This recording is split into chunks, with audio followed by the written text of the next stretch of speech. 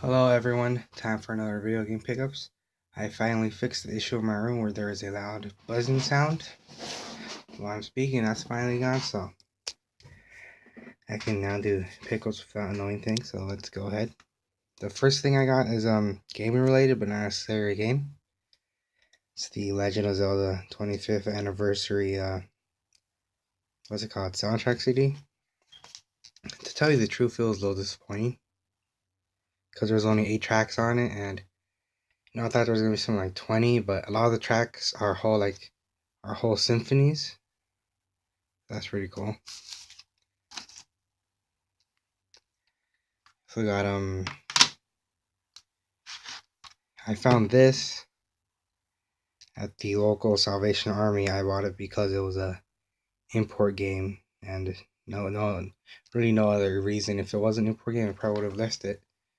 But I just thought it was like this cool, like random thing to find. That's pretty cool. It was only $3. That was also $3. That's a total of $6 I spent. I also got Rocket Knight Adventures for the Genesis. A really cool game. I got it around the time that I was really craving like a new platform to play with awesome music, and this definitely delivered. I won an auction for $12 plus $4 shipping, total of $16. This I got the swap meet, which was really cool because I wanted this game specifically, and I found this dude selling this game, just this game specifically. He had no other 2600 games on his house. It's a little confusing, but I'll get back to it when I can. Continuing the horror theme, I got Alien Isolation. Finally, I wanted to get this one for a while since it came out in 2014. It's a pretty good game. I heard complaints that people say it's too long, it takes about 20 hours. Now I'm hoping that's 20 hours including deaths, because I've been playing this game for like 6, 7, 8 hours. I'm only on chapter 6 of 18, so hopefully the chapters go more smoothly. It's a pretty good game. It's more survival horror than The Evil Within, which I actually got day one. And I'm not, I'm not, like regretting the Evil Within choice I made, but I'm glad I got that now. And here's another horror game, Clock Tower on the Super Nintendo. For reference, this was $16.50 shipped, brand new on eBay. Clock Tower for Super Nintendo. Actually, throw this over here. I've been wanting this game forever. I've actually I was bidding on the first one on PS1, but I lost the bid, so I was like, all right, so I'll go and get this one. And the seller actually had it for a really good price. I think it was like $36. It was like $3 shipping or something. It only turned out to $39, so $140 shipped is pretty good. The label quality is nice too. Obviously not as high quality as a real SNES game, but still good. Unfortunately, the Nintendo logo is a little meh, but I've only played this game for maybe 20, 30 minutes, but I'll definitely go back to it one day when I feel like playing more Clock Tower. Let's see here. I picked up one NES game, Pac-Man. I saw it at Goodwill and I immediately snatched it up because you hardly see NES games at Goodwill anymore. It was only $2.99. Not a bad deal. I snatched it up. I added it to the collection. I played it. It's regular old Pac-Man. Nothing new, but pretty good. I got this next one also on eBay. Lords of the Rising Sun. Let me find out now. This is a CDI game, and I have to tell you, it has to be one of the shortest games I ever played. It's unboxed a little bit, yeah. It comes with this outer sleeve. It's not bad shape, but of course, the edges are a little rough. But just look at it. This as Adam Korlick said, it's like this box, this packaging is so regal. It's like it's judging me or something. And yeah, that happens. The manual falls out. But yeah, as I was saying, this has got to be one of the shortest games I ever played. Now, that's only by choice. You can literally pass this game in about a minute and a half. All you have to do is after you pick your character and maybe you see a cutscene or something, there's an option to commit to Deku. Now, as you can see, this is like a feudal Japan game. So, yeah, you commit to Deku to restore your family's honor, and then the credits roll. It's bizarre. I'd like to get back to it because after this, I tried. It's supposed to be like some sort of RTS, but I couldn't figure out how to get to the actual real RTS gameplay, which is really unfortunate. But you know what? That's fine. Let me just move some more things around. There we go. But after that, I actually played a different game on my CDI, Surf City. It's actually a really fun game. It's more like an interactive musical, but if you have CDI, I recommend you pick it up. Here we go. Next, we have Me and My Katamari, which is cool because I also got this at Goodwill the same time I got Pac-Man. That's cool because at the time I was looking at PS Vitas and I'm like, oh, I want to get a PS Vita. I'm gonna get this game and that game. And one of the games was actually Touch My Katamari. So when I found it at Goodwill for $6, it is complete. Well, I guess it's in my PSP right now, but yeah, it's complete. It has a manual. There's a poster down there. And yeah, the only complaint about this game I have that is people have complained of a lot of PSP games. It's hard to turn sometimes. You can turn left perfect, but you can't turn right very easily. It's very bizarre. Here we have another game, Homefront. I've actually wanted this game since it came out back in 2011. I remember seeing an ad on a bus for it, saying home is where the war is. And as a big reader at the time, I thought, wow, a Call of Duty like game with a good quality story is gonna be great. And then I heard the story wasn't that good, so I didn't get it. But now I got it on PS3 for $5.50, something like that. $5. Oh yeah, if I didn't say it, this was $6 for $5. And it was okay. It's only about 7 chapters long, but to be honest, those 7 chapters feel like the first chapter of a much larger game. But now that this came out, I'm ready for Homefront: The Revolution. If that turns out to be good, what the reviews say, I'll probably pick it up. But only when it's like $20, so more than likely. We have another Genesis game, Altered Beast. I've been trying to get my Genesis collection up, especially in box. The manual doesn't matter much to me. Altered Beast. It's good. It's not bad. I've heard mixed opinions about this game. I liked it. I like it when they say, rise from your grave.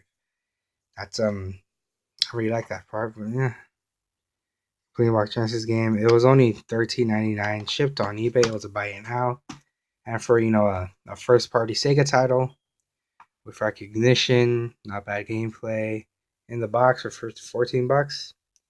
Can't beat that. Here's another game, Assassin's Creed Revelations.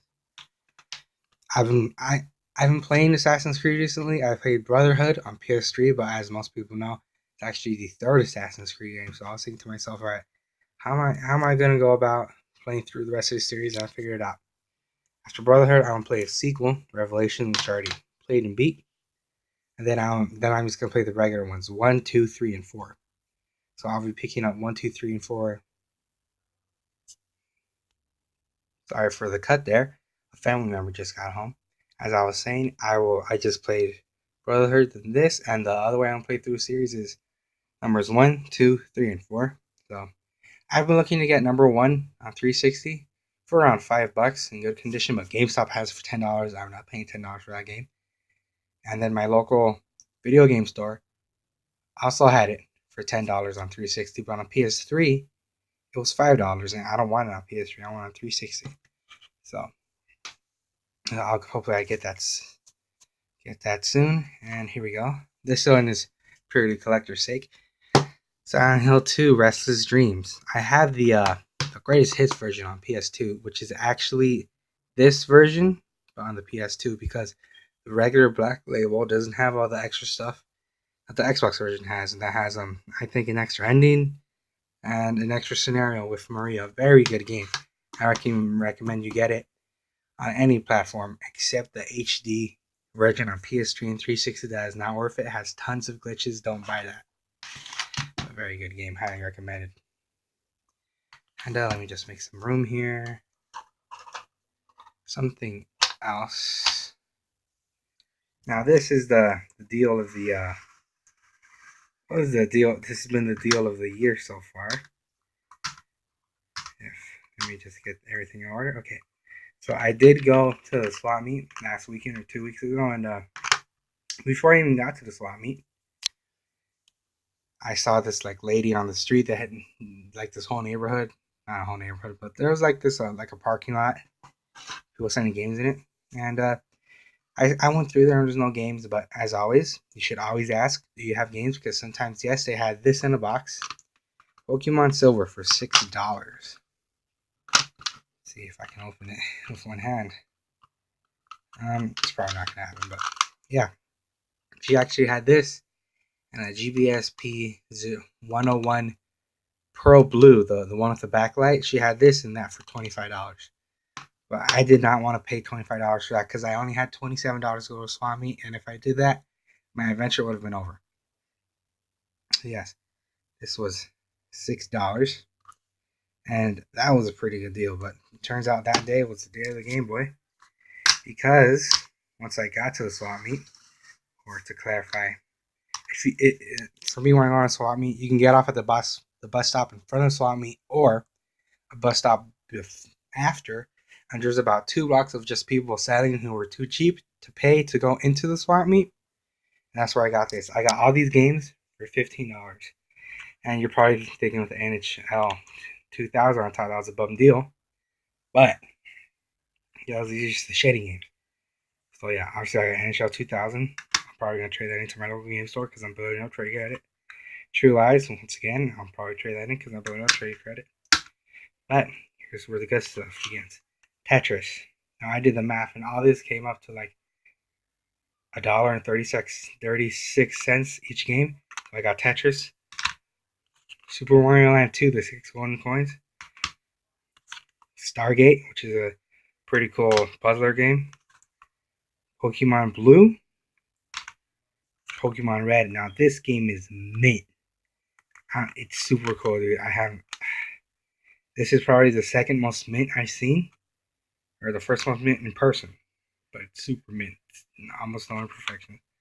Battletoads, DuckTales. I was super happy to find that one, and my first concert game, Super C.